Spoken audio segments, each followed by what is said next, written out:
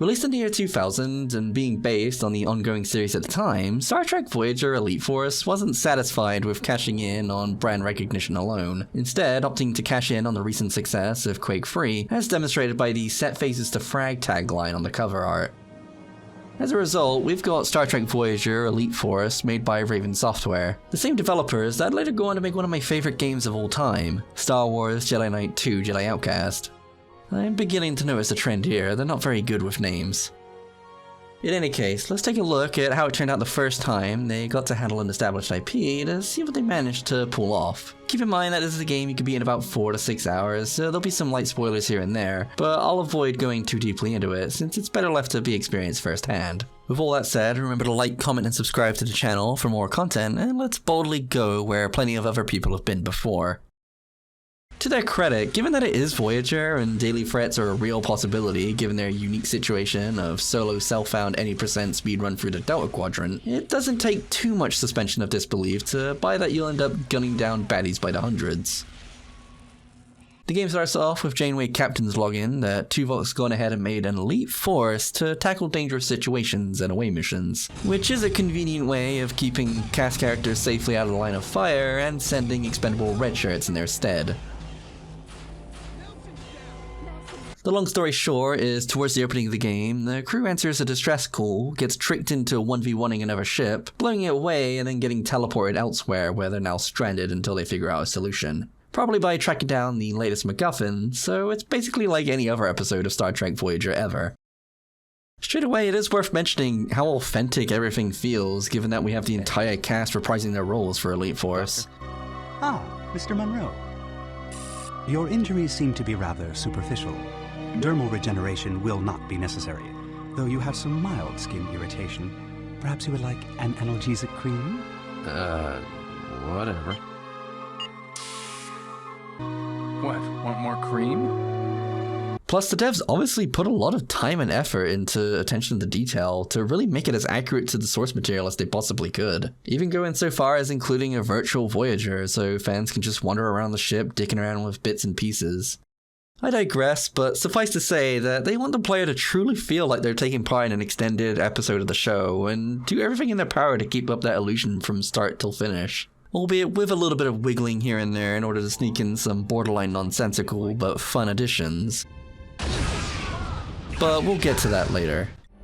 The dedication to immersion extends to the gameplay itself too, as I have to say including the LCAR's menu system is a really nice touch. It looks like it's being taken straight out of the show and helps to establish that Trekkie feeling right from the very start. You also have a rundown and explanation of how all your gadgets work, including a miniature transporter buffer on your belt to store your helmet and the dozen or so weapons you'll be carrying around with you by the end. Upon starting a new game, you get to pick between 1 of 4 difficulties, which as far as I can tell adjust the amount of enemies you'll be facing, as well as their competency, as well as the option to play as 1 of 2 flavors of Alex Monroe, our playable character. Oh, and please excuse the blatant gigantism Alex is displaying in the menus here. This turns out to be a side effect of the custom EXE I had to use in order to get widescreen resolutions working. From here, Alex is plopped down in the middle of a board cube and left to his own devices to avoid detection, whilst having Tuvok barking orders in his ear the whole time. It is a nice way of introducing the player to the game, as it offers a chance to get accustomed to controls whilst keeping a sense of suspense given that there's enemies walking around that you can plainly see, all without having to be in direct conflict or danger until you choose to start blasting. This way, non-fans and newcomers to the series will quickly learn, oh, I can kill like 3 before they just start absorbing all my shots and now I'm in trouble. This also teaches the player that some of the environment is destructible, like these power outlets that'll end up shutting down any nearby Borg. It's a neat little set piece and mini tutorial that's over far too quickly, as you soon get the Infinity Modulator, or iMod, that'll let you now bypass their shields entirely and just mow them down en masse. Honestly, I would prefer it if they could have stretched this section out a little longer, since it felt like you get this kind of power a little too quickly and completely trivialized one of Star Trek's biggest, most well-known threats. Oh well. The game also establishes the running theme of being the only competent man on Voyager, as you'll be rescuing your teammates multiple times, mowing down enemies by the hundreds, and generally being the only one getting anything done. But unlike Kirk, you don't get any alien bitches for your troubles. So I was wondering, how's the dark alien wine? That's good I to was hear. told 2245 I'm sure I'm not the only one who'll feel a lot better once we're out of this. What's even the point yes, anymore? it's good. I hear Thanks. On the plus side, you do get introduced to Beesman, who's by far my favorite new character. He's just real happy to be here. Hey, Monroe, if you're not back in 5 minutes, I'm not going in after you. Hey, Chow, I'm gonna jump. Catch me. Stow it, crewman. This raises the question of how in the hell did he ever graduate from Starfleet Academy? Beesman acts more like he comes straight out of Starship Troopers or like Hudson from Aliens. Sometimes foreshadowing is relatively obvious. He must have bumped his head as soon as he got aboard Voyager, or he was just really good at masking until he got given a gun. At least your teammates will act as another body for the enemy to target, besides the play... Oh. Or not. As it turns out, the AI is a little more A than I, both friendly and not so friendly. 9 times out of 10, enemies will simply ignore your teammates and start gunning for the player, usually in a straight line. Even at times when they can't actually reach you by going just straight forwards, but at least one bad AI is able to trump another. Like Midge cock-blocking this robot like an absolute champ. Then there's the utter bewilderment your comrades experience at encountering the strange mysterious device that raises and lowers in altitude. It's seriously a coin flip that teammates will either get on board an elevator or wait until it's already moving to fling themselves after you and nearly get themselves killed. I swear, if it doesn't have a fancy sci-fi name, they're utterly clueless. Turbo lifts, Jeffries tubes, come on guys. I don't know what's worse, that or having to wait until every single member of the away team has taken their sweet ass time getting onto the lift, since it's scripted only to move after reaching a certain minimum load.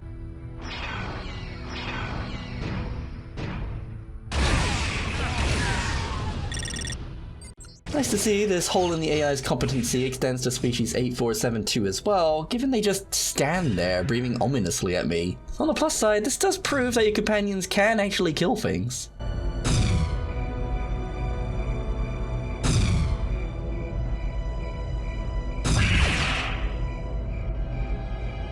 Eventually.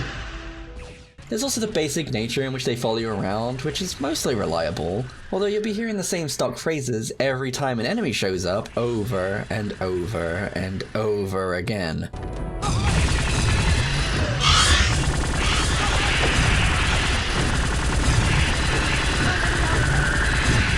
At least they don't usually get lost, but they do sometimes trip and fall down obvious platforms. Occasionally hold me hostage in medbay, or sometimes freak out whenever cutscenes get involved.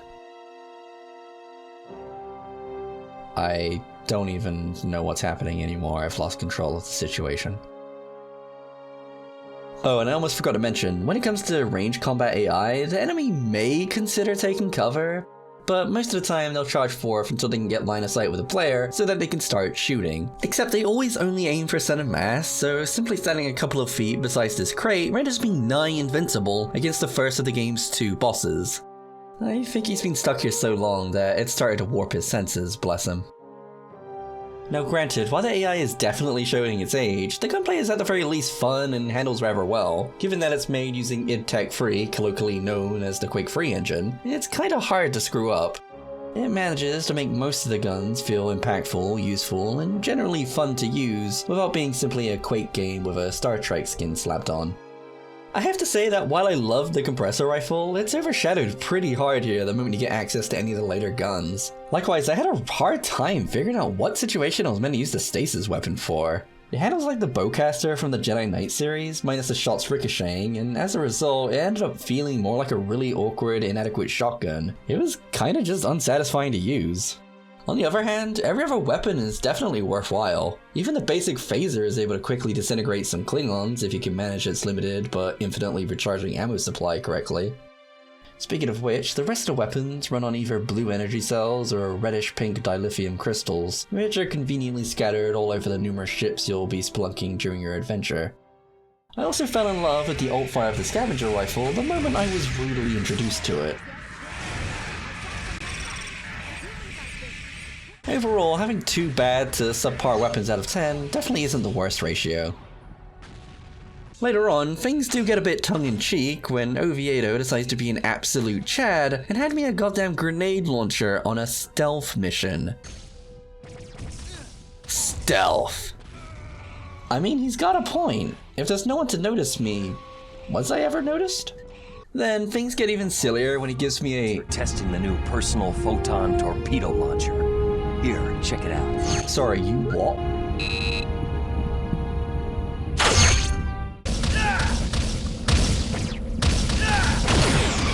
Now, I'm not exactly an expert when it comes to Star Trek, but even I know this is absolutely ridiculous, and I love its absurdity.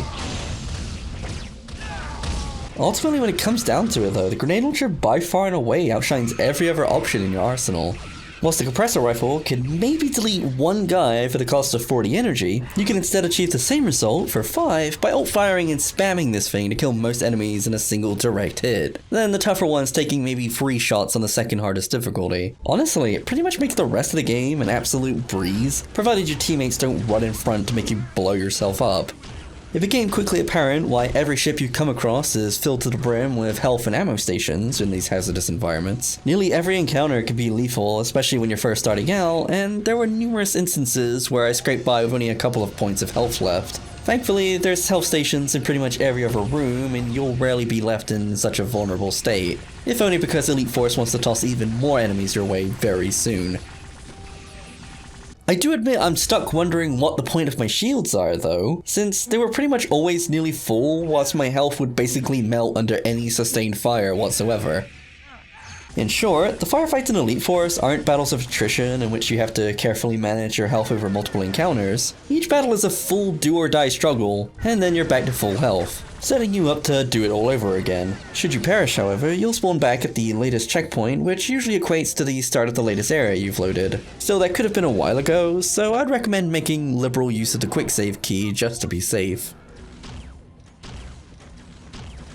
As for the levels, Elite Force is structured in a set of 8 missions that play out in a fairly linear manner. For the most part, they're okay, not annoying, not too much backtracking, and when you do go back, it's usually from another level or angle of approach that makes sense and doesn't feel repetitive. There's also a few puzzles thrown in to help with downtime between engagements, like getting these fireflies floating around to fix a teleporter after your teammate Shell helpfully breaks it with his piss poor aiming. Then there's a couple of platforming and jumping sections that are also mostly fine, except for when random bits of topography get in the way to block my jump and I end up falling into a pit and dying, or floating off into space after stepping into a random hole in the ground during the 0G jumping section. I do appreciate the verticality of some levels though, like the scavenger's base being an absolute rubbish tip, so you gotta climb through holes in the floor or traverse the equivalent of a space sewer to get around. On the downside, levels are very linear with pretty much nothing in the way of exploration for secrets or the like. They play out the same no matter what you do, and you're usually tagging along escorting a couple of teammates to reach one scripted sequence after the next. It's not bad, so much as just a little disappointing in how little variety there is. There's not much in the way of replay value to be had here, but you play it for the experience and feeling of being in Star Trek, and that's pretty much what you get.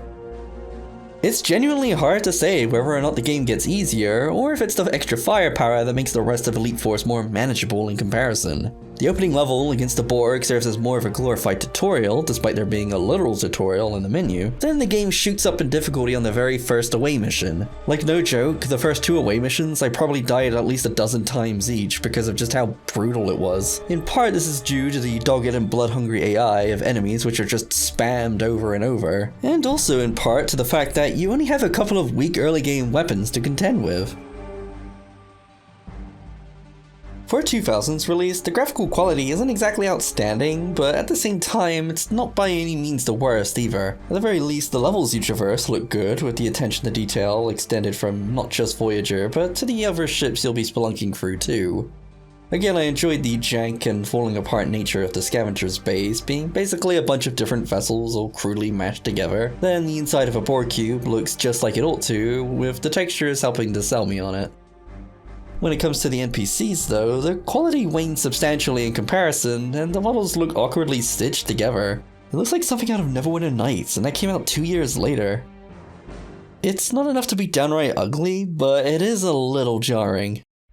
The way they convey emotions and imitate lip syncing by plastering textures onto the 3D models doesn't look too bad though, being about on par if not slightly better than how Deus Ex managed it. However, there were times where characters moved their eyebrows or lips at warp 9.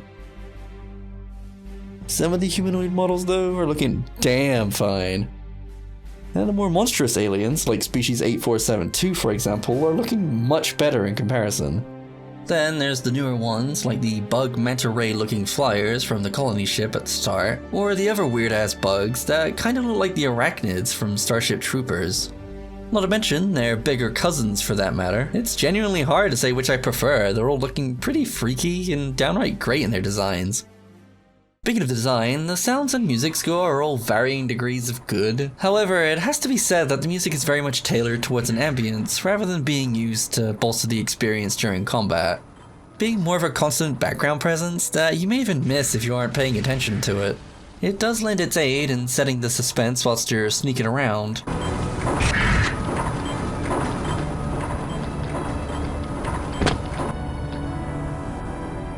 Or setting the mood during downtime and cutscenes between missions, like the easy to listen to track playing whilst in atmospherics.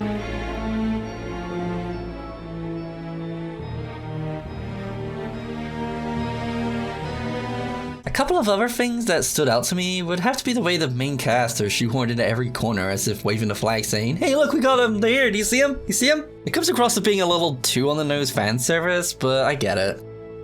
Then there's the fact that Tuvok makes no sense to me most of the time. At one point, he endorses friendly firing my own team leader when he's getting kidnapped. Meanwhile, earlier, he chastises Alex for being too hot-headed and getting his team killed in a scripted supposed to lose sequence. Someday, Mr. Monroe, you may be called upon to do the impossible. Consider this to be your personal Kobayashi Maru. Tuvok, I don't think that means what you think it means.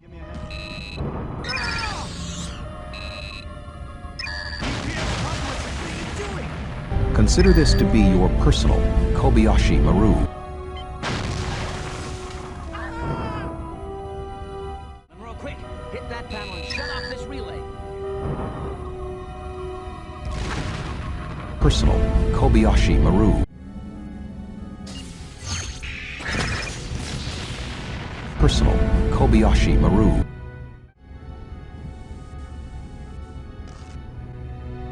Personal Kobayashi Maru. Kobayashi Maru. The other thing worth mentioning would have to be how devoid of options and questions of morality the game is. The whole thing is very black and white, with Alex being the only shade of grey since he has an issue with procedure, as witnessed from the very start. And again towards the end when he decides to say screw your orders and goes to personally clap the big bad's cheeks. There's also a severe lack of moral choices to make outside of choosing to save Foster, despite Seven's protesting, or leaving him behind to get assimilated or blown up just like the rest of the Borg cube.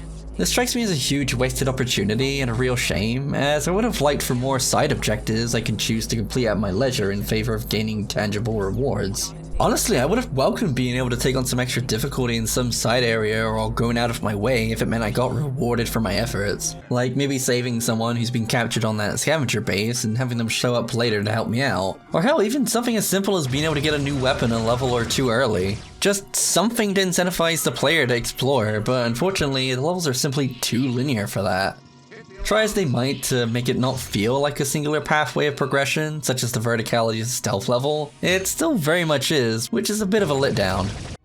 Outside of being braked for being a very naughty boy and disintegrating crew members, there's only the one ending, so there's not exactly much replay value to be had. As a quick aside, it's a nice touch that various members of the crew will come tell you off for being a naughty boy, but 7 of 9 just expresses her disappointment in the way you decided to do it.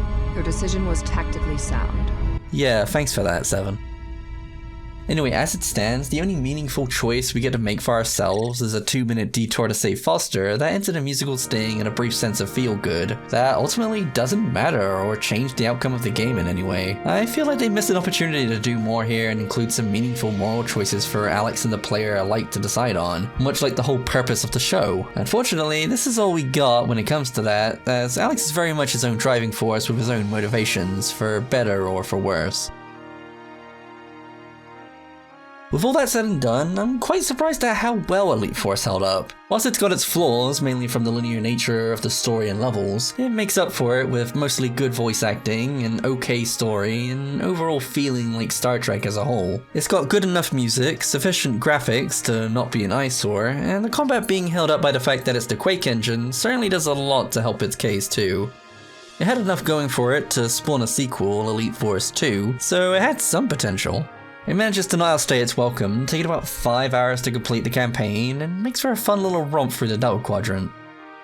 I admittedly had my doubts going into this that it wouldn't live up to my expectations from when I played it as a kid, but for the most part I was pleasantly surprised. You can find it on Good Old Games, so if you're curious, you ought to check it out. If all you want to do is shoot some Klingons, then as far as Star Trek games go, Elite Force isn't a bad choice. As always, cheers for sticking around, and I'll see you all next time, where we'll be sliding around in slow-mo, stealing people's guns and then blowing them away with them. Until then, keep on smiling, and I'll see you all in the next video.